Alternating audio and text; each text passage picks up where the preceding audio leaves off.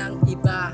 Kontento na ako sa piling mo na ikaw pala nagpahalaga, na ikaw lang ang babae na minahal ko sa buhay ko ng lubos. Ako'y umaasa ang relasyon sana hindi na ito magtapos. Patuloy kitang mamahalin at pangako di ka rin sasaktan. Patuloy pa rin aalagaan ang aking pahalagahan. Kaya sa buhay ko sa'yo ko to inalay, sa aking nakasalalay ng buhay ng ating magiging panganay.